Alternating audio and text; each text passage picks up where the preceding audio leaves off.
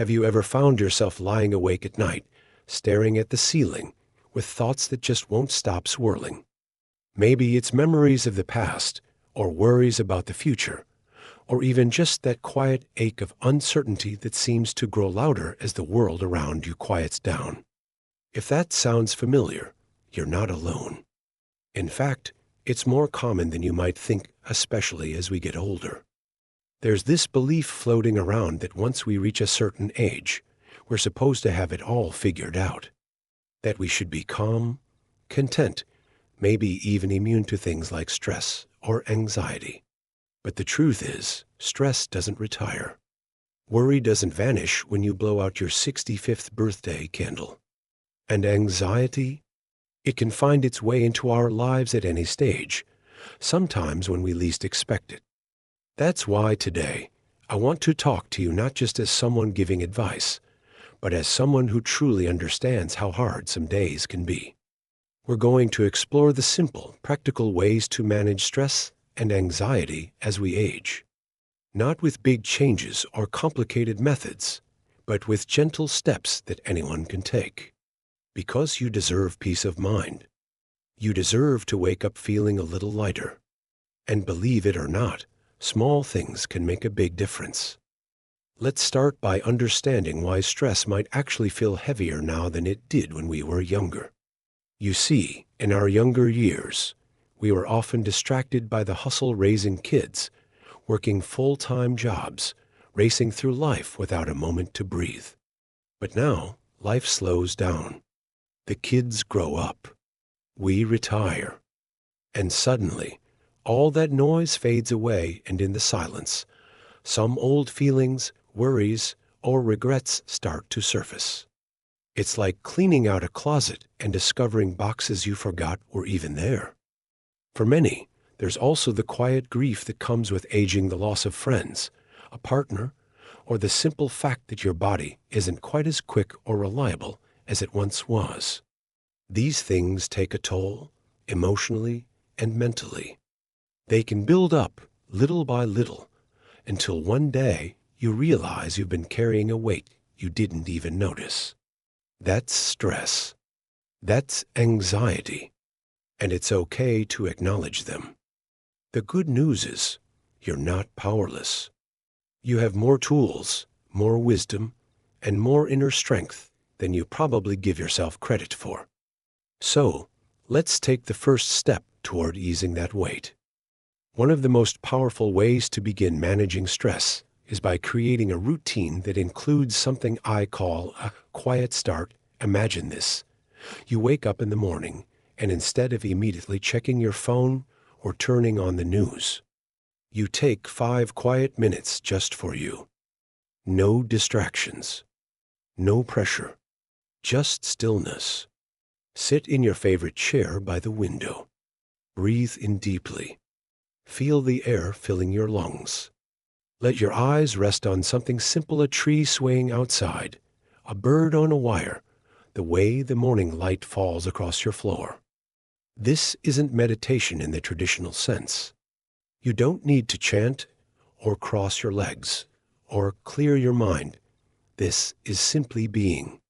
And in those few minutes, you're telling your nervous system, it's okay. We're safe.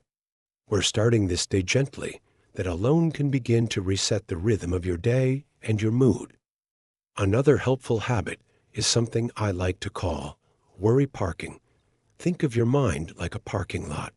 When worries start to circle around and around, instead of letting them crash into each other, you give them a designated spot to stay. How? Keep a little notebook nearby, something small, nothing fancy. And when a worry comes to mind, whether it's about your health, your family, or even just what to cook for dinner, you write it down. That simple act of putting thoughts onto paper can be surprisingly powerful.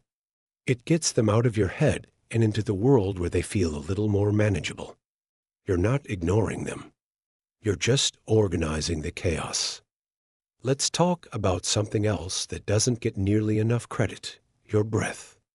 I know, it sounds too simple to matter, but breathing is one of the only things we do both consciously and unconsciously, and it has a direct line to our nervous system. When you're feeling overwhelmed, one of the kindest things you can do for yourself is to slow down and take 3 deep, slow breaths. In through your nose and out through your mouth. Not rushed, not forced, just steady. Feel your shoulders drop a little. Feel your jaw unclench. Even your heartbeat will begin to calm down. It might seem small, but it's not.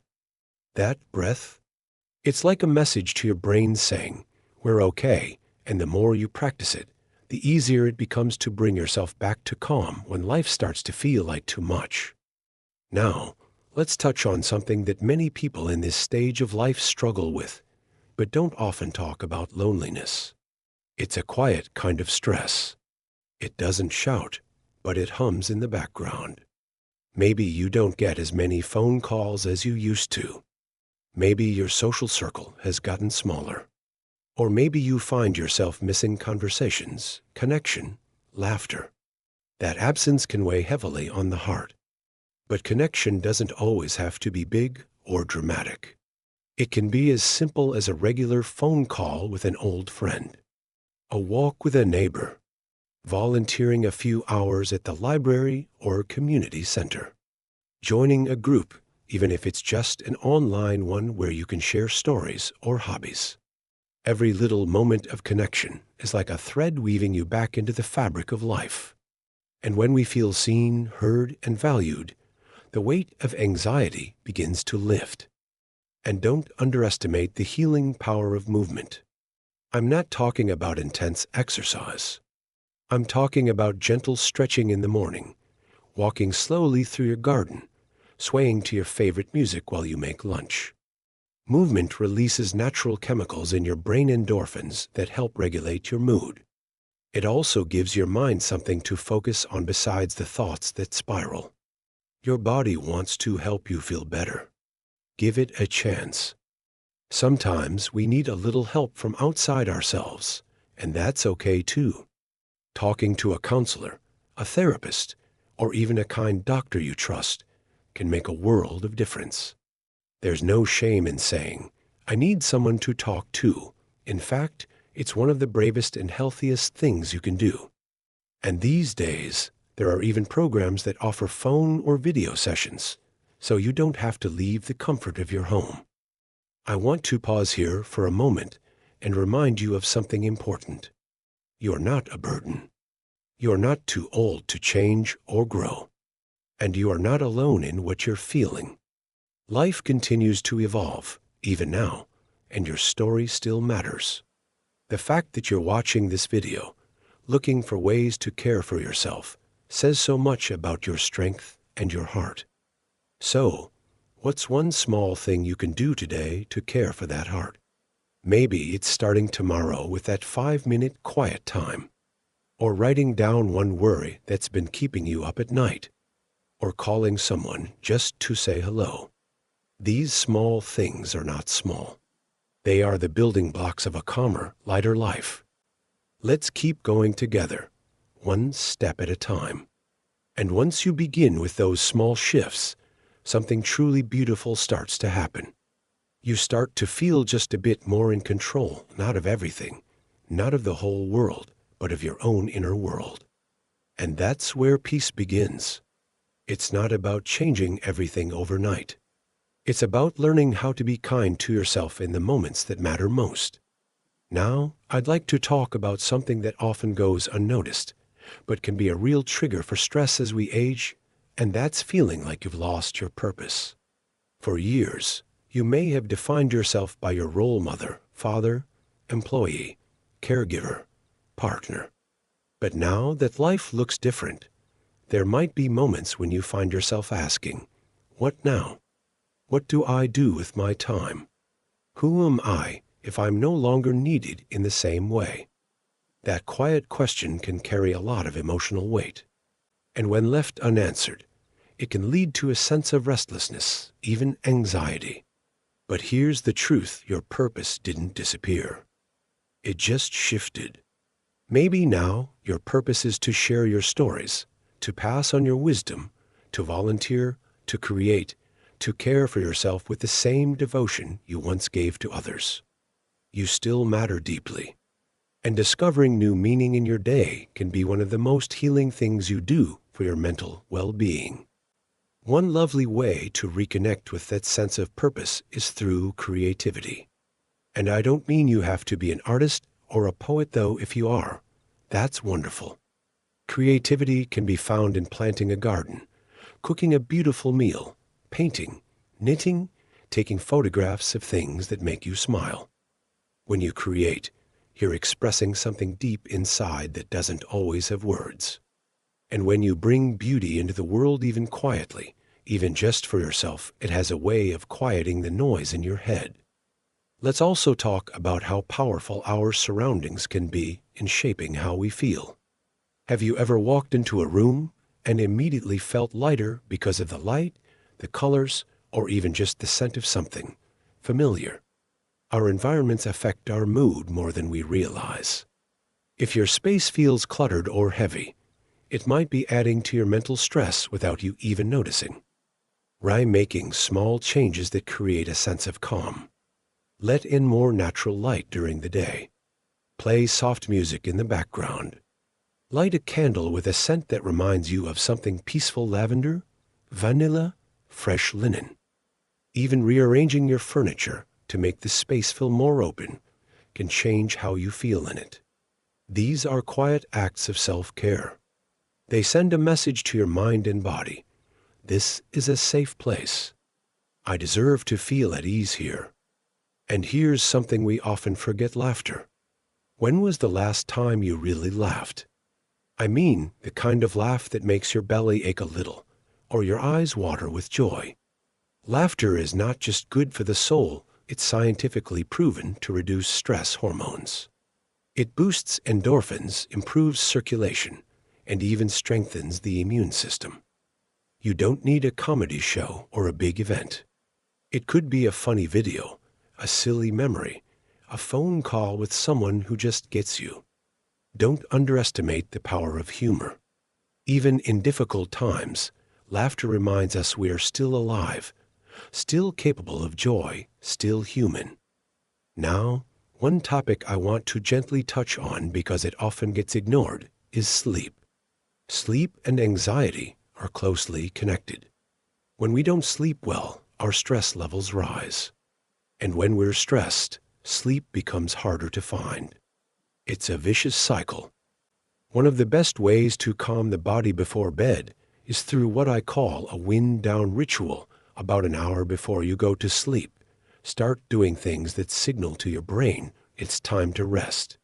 Dim the lights. Turn off screens. Make a cup of calming tea, chamomile, for instance. Maybe write in a journal, even just a few lines about what you're grateful for or what you're releasing from your mind. The goal isn't to force sleep. It's to invite it. To make your bedroom a sanctuary, not just a place to crash. You deserve to fall asleep in peace, not with a racing mind. And these small rituals help create the space for rest to come naturally. And while we're on the subject of peaceful habits, let's talk about nature. There's something deeply calming about being outside, even if it's just sitting on your porch or walking through a park. Nature has a way of reminding us of the bigger picture. The way the trees sway, how birds move without hurry, how seasons come and go without needing to be rushed. Even just 5 or 10 minutes outdoors a day can lower your stress hormones, ease anxiety, and improve your mood. If you can, take a short walk. Sit near a tree. Plant something. Feel the earth in your hands.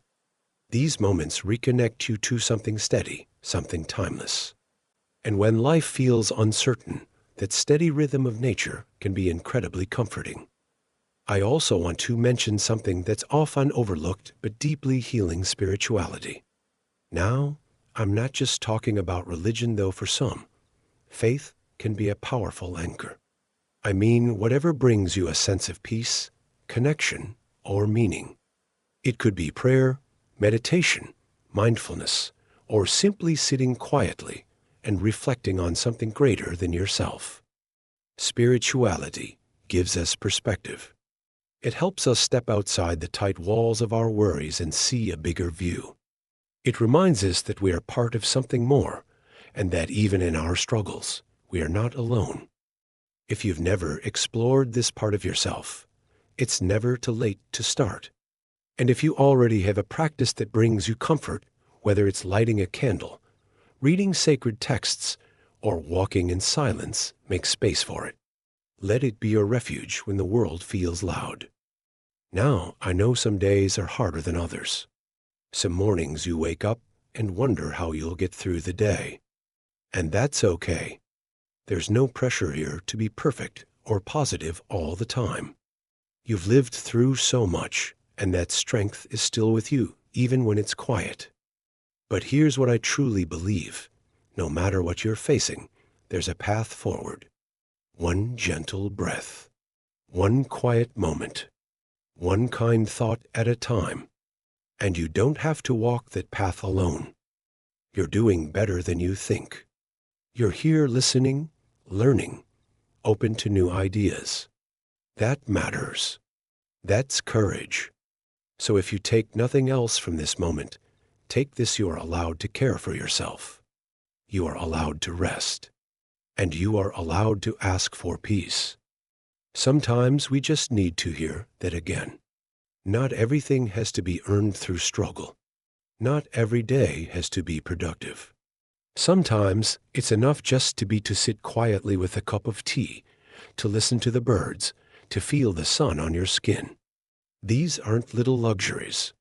These are moments of healing. Moments where your nervous system gets to breathe. One of the most effective things you can do to manage anxiety, and it's something many people overlook, is learning to slow down your breath. Just pause for a second now and take a long, slow breath in through your nose. Then gently out through your mouth. Try that a couple more times. You might be surprised at how quickly your body begins to soften. That's because your breath is directly connected to your nervous system. Shallow, fast breathing keeps you in a state of alertness, of fight or flight. But when you slow your breath, you're sending a signal to your body. It's safe now. You can relax. You don't need fancy techniques.